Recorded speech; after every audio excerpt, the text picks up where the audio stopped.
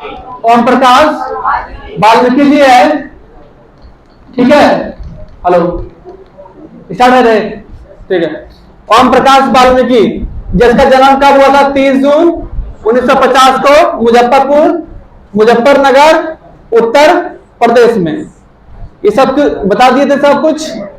आप सीधे आते कहां पर? चैप्टर में। देखो ये जूठन, क्या नाम है इसका? टॉपिक का नाम, चैप्टर का नाम क्या दिया गया है? जूठन, ठीक है। बड़ा मस्त चैप्टर है और वाल्मीकि जी के दिल से लिखी हुई ये कहानी है। पढ़ोगे तो काफी दर्द भरी शब्दों में उसने लिखा है। किसने? वाल्मीकि जी ने। आइए स्टार्ट करते हैं सीधे चैप्टर को। देखिए, एक रोज की बात था, वो लिखे हैं कि शुरू किए हैं इस प्रकार से कि एक रोज हेडमास्टर कलीराम, ठीक है, कलीराम ने अपने कमरे में बुलाकर पूछा, क्या नाम है तेरा? ठीक है, ऐसे नहीं बुलाया और कहता है क्या नाम है, क्या नाम है बे तेरा, मतलब टेढ़ा सा। हेडमास्टर ने बुलाकर क्या कहा उसको? बे क्या नाम है तेरा? ठीक है। तो इधर से जो लेखक है छोटे सा ना, ओम प्रकाश, क्या? ओम प्रकाश। मैंने डरते डरते धीमे स्वर में कहा, अपना नाम बताया। हेडमास्टर को देखते ही बच्चे क्या होते हैं? समझ जाते थे, मतलब पूरा थरथर। नहीं, पहले टाइम के मास्टर जी जब आते थे तो आते ही लोग क्या होते थे? डर जाते थे, डरते थे। तो हेडमास्टर जी जैसे ही स्कूल में प्रवेश करते थे तो सारे बच्चे क्या होते थे? डरने लगते थे। हेडमास्टर का दूसरा सवाल उछला। जैसे ही मैंने पूछा डरते हुए, मैंने लेकर कह रहा मैं डरते हुए अपना नाम बोला। क्या बोला जी? ओम प्रकाश, ठीक है। ठीक है, दूसरा सवाल, वह जो सामने शीशम का पेड़ खड़ा है उस पर चढ़ जा और टहनियां तोड़ के झाड़ू बना ले, और पत्ते वाली झाड़ू बनाना, और पूरे स्कूल को ऐसे ही चमका देना जैसे शीशा। तेरा तो यह खानदानी काम है, जा फटाफट करके आओ। देखो, दूसरा सवाल था कि देखो वहां शीशम का घास दिखता है तुम्हें, जा उस पर चढ़ जाओ और उस पर चढ़ के पत्ता तोड़ो, और पत्ता तोड़कर झाड़ू बनाओ, और झाड़ू बना के पूरा स्कूल में तुम झाड़ू लगा और शीशा की तरह चमका दो। ये तो तुम्हारी खानदानी काम है बाबू, तुम्हें करना ही होगा, ठीक है। हेडमास्टर का आदेश पर मैंने कमरे बरामदे साफ कर लिया। तभी वे खुद चलकर आए और बोले, इसके बाद मैदान भी साफ करना। कह रहा है कि मैंने हेडमास्टर के कहने पर स्कूल बरामदे सारे जगह झाड़ू मार लिया। फिर मास्टर जी, हेडमास्टर जी हमारे पास आते हैं और कहते हैं, देख इसके बाद तुम मैदान में भी झाड़ू मारोगे, ठीक है। लंबा चौड़ा मैदान मेरे बावजूद से कई गुना बड़ा था। कह रहा कि हम इतने बड़ा मैदान था, कितना बड़ा था कि हमारी क्षमता से अधिक था, ठीक है। जिसे साफ करने से मेरी कमर दर्द करने लगी। धूल से चेहरा सिर अट गया था, मुंह के भीतर धूल घुस गई थी। मेरी कक्षा में बाकी बच्चे पढ़ रहे थे और मैं झाड़ू लगा रहा था। हेडमास्टर अपने कमरे में बैठे थे, लेकिन निगाह मुझ पर टिकी हुई थी। पानी पीने तक की इजाजत नहीं थी। पूरा दिन मैं झाड़ू लगाता रहा। तमाम अनुभवों के बीच कभी इतना काम नहीं किया था। वैसे भी घर में भाइयों का मैं लाडला था। कह रहा है कि इतने लंबा चौड़ा था। कौन सी लंबा चौड़ा था? मैदान, जिसे साफ करने में मेरी कमर दर्द करने लगा था और धूल से मेरा चेहरा पूरा क्या हुआ था? भर गया था, ठीक है। और मुंह के भीतर भी क्या चला गया था? धूल चला गया। और बाकी कक्षा का बच्चा जो था वो कक्षा में पढ़ रहा था मेरे अलावा, और हेडमास्टर जी की निगाहें मेरे ऊपर टिकी हुई थी। समझ रहे हो? वो टिकी हुई थी कि हम क्या कर रहे हैं। हमें 1 मिनट पानी पीने का भी छुट्टी नहीं दिया जा रहा था। ये अपने शब्दों में बयान कर रहे कि अपने बचपन की बातें बीती हुई कि हमारे साथ क्या परिस्थिति हुआ था शुरुआती के दिनों में, ठीक है। और इतना काम मैंने आज तक जीवन में नहीं किया था। मैं घर में तो इतना काम करता ही नहीं था। मैं तो घर में तो भाइयों का क्या था? लाडला था। मुझे वहां पर कोई काम करने को मिलता ही नहीं था, ठीक है। दूसरे दिन मैं फिर से दूसरे दिन स्कूल पहुंचा। लेखक कह रहे हैं कि मैं दूसरे दिन फिर से स्कूल पहुंचा और जाते ही हेडमास्टर ने फिर झाड़ू के काम पर लगा दिया। जाते ही क्या कर दिया, मैं झाड़ू का काम पर लगा दिया। पूरे दिन झाड़ू ही देता रहा। मन में एक तसल्ली थी कि कल से कक्षा में बैठ जाऊंगा। जब ये पढ़कर घर गया था तो उसको लगा था कि अच्छा आज काम तो कर लिया, कल आएंगे ना तो शायद कक्षा में हमें बैठकर पढ़ाने की इजाजत दी जाएगी। लेकिन जैसे ही बोला मैंने दूसरे दिन स्कूल की ओर मैं कदम रखा, रखते ही हमें फिर से क्या काम मिल गया मिल गया झाड़ू का काम। फिर से झाड़ू लगाने बोला। ठीक है, तीसरे दिन मैं कक्षा में चुपचाप जाकर बैठ गया। थोड़ी देर के बाद उनकी डांट सुनाई दी। उनकी डांट सुनकर मैं थर थर कांपने लगा। एक त्यागी लड़के ने चिल्लाकर कहा, मां साहब वो बैठा है कोने में। नहीं, एक तो बच्चा थोड़ा बदमाश होता है। हम बोले, लेखक कह रहा कि मैं चुपके से जाकर कोने में बैठ गया कि आज मेरी पढ़ाई हो सकती। 2 दिन मैंने झाड़ू लगाया है, आज मुझे झाड़ू लगाने के काम नहीं। लेकिन उसी बीच में एक लड़का ने जाकर कहा, मां साहब मतलब मास्टर साहब वो लड़का देखिए आया है और आकर कैसे कोना में बैठा वो चिपक के आया है रे, उसको बुलाओ मेरे सामने। उसको बुलाओ मेरे सामने। हाँ, हेडमास्टर ने लपक कर मेरी गर्दन दमच लिया। जाकर बोला, रे तोरा क्या तेरे को यहाँ पढ़े खातिर, चल पढ़ लिख के तू क्या कर भी, लगा झाड़ू। कहां पे?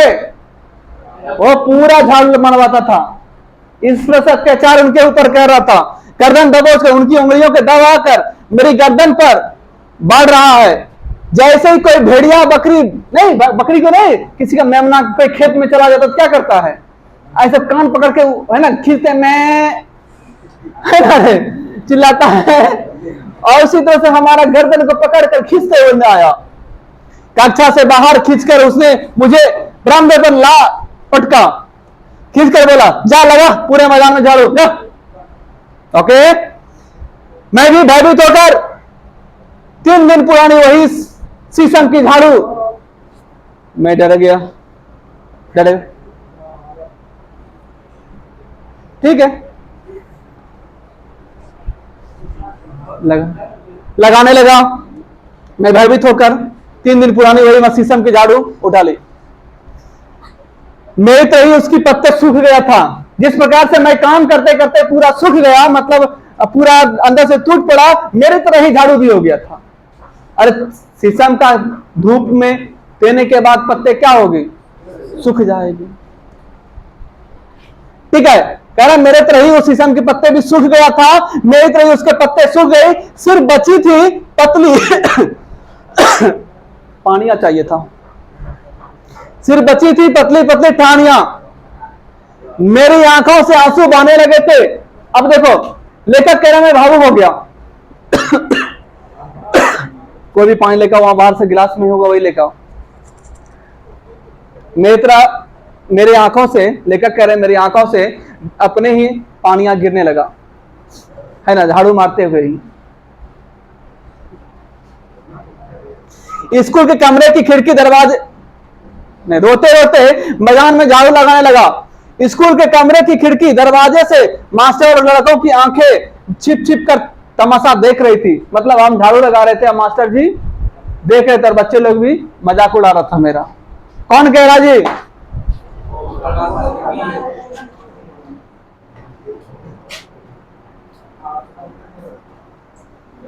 आओ वीडियो कट कर रुको जाओ, में ही मजा आएगा ना जी। पहले था कि ऑनलाइन आते ही हम डरने लगते थे, 1-2 दिन लगा ठीक हो गए। मेरे आंखों से छप छप छप छप छप छप आंख से आंसू जाने लगे और लोग, बच्चे लोग हमको देखकर हंस रहे थे, मजाक उड़ा रहा था ऐसे। मैं राम राम यातना की गहरी खाई लगातार गिर रहा था। मेरे पिताजी अचानक वहां पर स्कूल के पास से गुजरे। मुझे स्कूल के मैदान में झाड़ू लगाता देखकर ठिठक गए। बाहर से ही आवाज देखकर बोले, मुंशी जी यो क्या कर रहा है? वे प्यार से मुझे मुंशी जी कहते थे। ओम प्रकाश जी को बचपन में उसके पापा क्या कहते थे? प्यार से मुंशी जी, है ना जी। उन्हें देखकर फपक फपक पड़ा। वो स्कूल के मैदान में मेरे पास आ गए। मुझे रोता देखकर बोले, मुंशी जी रोते क्यों हो? ठीक से बोल, बोल क्या हुआ? मतलब रो कह रहा है, सुन बोल, रो कह रहा है, बोलो क्या हुआ? मेरी हिचकियां बांध गई थी। हिचक हिचक कर पूरी बात पिताजी को बता दी कि 3 दिन से रोज झाड़ू लगवा रहे। मैं रो कह रहे, हमको पढ़ने नहीं देते। बाबू, मुंशी मुंशी क्या रो रहा है?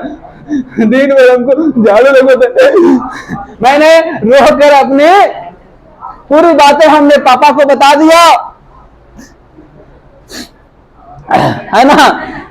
कक्षा में पढ़ने भी नहीं देते, हमको पढ़ने भी नहीं देते, सबको पढ़ाते। अच्छा ऐसा है? पिताजी ने मेरे हाथ से झाड़ू छीन कर दूर फेंक दिया है, ऐसा है? मास्टर चलो तो जरा सा देखते कौन है। उनकी आंखें में जैसे मान लो आग की गर्मी उतर आई।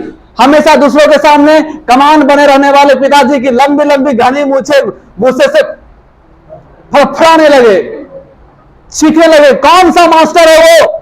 कौन सा मास्टर है वो जो मेरे लड़के से झाड़ू लगवाते हैं? लाइए उसको, हट! चिल्लाने लगे। कौन? मुंशी जी जोर से चिल्लाने लगे, कौन है वो मास्टर साहब जो हमारे बच्चे को पढ़ा कर ना रोज झाड़ू लगवाते हैं? पिताजी की आवाज पूरे स्कूल में गूंज गई थी, जिसे सुनकर हेडमास्टर सहित सभी मास्टर बाहर। कलीराम हेडमास्टर ने गाली देकर मेरे पिताजी को धमकाया। गाली दे दिया हेडमास्टर ने। रे क्या गल्ला कर रहा है यहाँ पे? वो मास्टर नहीं था, लगता था कौन है, दबंग है। ऐसे मास्टर को अभी टेंट पकड़ने खींच लेगा कि नहीं? लेकिन पिताजी पर धमकी का कोई असर नहीं हुआ। उस रोज जिस साहस और हौसले के पिताजी ने हेडमास्टर का सामना किया, मैं उसे कभी भुला ही नहीं सकता। जिस प्रकार से पिताजी ने डट कर सामना किया था, मैं आज भी वो बात को याद किया करता हूं और मैं भूल नहीं सकता हूं। कैसे भुला दूं वो सारी बातें तेरी जो मेरे लिए किया था तूने, पर मुंह मोड़कर चला गया यूं बिना देखे, है ना जी। दूसरा, मेरी मां मेहनत मजदूरी के साथ साथ 8-10 गांव हिंदू मुसलमान के घर तथा मर्दों का बैठखरा था मवेशी को बांधने की जगह में साफ सफाई। मतलब कि मेरी मां मेहनत मजदूरी करती थी, लोगों के घरों में काम करती थी और साफ सफाई, जहां पे बैठकी होता था वहां पर झाड़ू उड़ू मारते थे, साफ सफाई का काम करती थी। इस काम में मेरी बहन, बड़ी भाभी तथा जासवीर और जानेसर 2 भाई मां का हाथ बटाते थे। बड़ा भाई सुखवीर तगांव के यहां वार्षिक नौकर की तरह काम करता था। बोलो भाई, बड़ा भाई कहां काम करते थे? कहां पे जी? प्रत्येक तगा के घर में 10-10-15 मवेशी होती थी। प्रत्येक लोगों के यहाँ कितने मवेशी, मतलब जानवर कितने होते थे? 10 से 15 मजदूर होते थे। सॉरी, गाय बकरियां भैंस सामान्य बात थी। उनका गोबर उठाकर गांव से बाहर, है ना, माथे पे उठाकर गांव से बाहर जाके फेंकना, ये काम, ठीक है। सर्दी के महीने में यह काम बहुत ही कष्टदायक, जगह जगह डालना पड़ता था। प्रत्येक घेर से बाहर रोज 5-6 टोकरे गोबर निकलता था। सर्दी के महीने में यह काम बहुत कष्टदायक होता था। गाय, बैल और भैंस को सर्दी से बचाने के लिए बड़े बड़े दलानों में बांध जाता था, जिनमें गन्ने की सूखी पत्ती या फूस बिछा होता था, ठीक है। रात भर जानवरों का गोबर और मूत्र उसी दलान में फैलता रहता था। इस 15 दिनों के बाद एक बार पाती बदली जाती थी या उसके ऊपर सूखी पाती बिछा दी जाती थी। इतने दिनों में दलानों में भरी दुर्गंध से गोबर ढूंढ ढूंढ कर निकालना बहुत ही तकलीफ होता था। दुर्गंध से सिर भिन्न जाता था। देखो सबके गाय होता था, और लगभग जो ना उनके गोबर उठाकर गांव से बाहर फेंकना पड़ता था। प्रत्येक के घर में लगभग कितने होते थे? रोज 5 से 6 टकरे होते थे। और सर्दी के महीने में काफी दिक्कतें होती थी, क्योंकि उसमें क्या दिया जाता था बिछाकर देखते नहीं, घर में हम लोग लरवा वगैरह आटिया वगैरह डाल देते हैं, तो वहां पर क्या देता था सर्दी के दिनों में? गाय को क्या देता था? क्या चीज का? गन्ना का सूखी पतोर, समझते पतोर? हमारे यहाँ जो पतोर होता था उसी को बिछाता था। और उसको बिछाने के बाद भी क्या होता था? लगभग कितने दिन तक नहीं होश को निकालता था? कितना?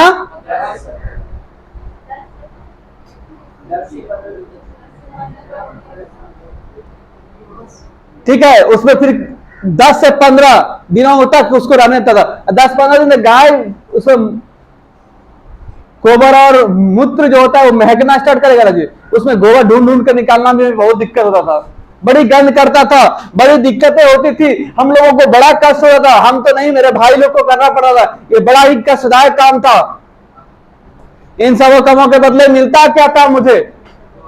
2 जानवर पीछे फसल के समय 5 सेर अनाज। साल भर में कितना मिलता था? 2 जानवर के पीछे 2 जानवर है तब कितना मिलेगा?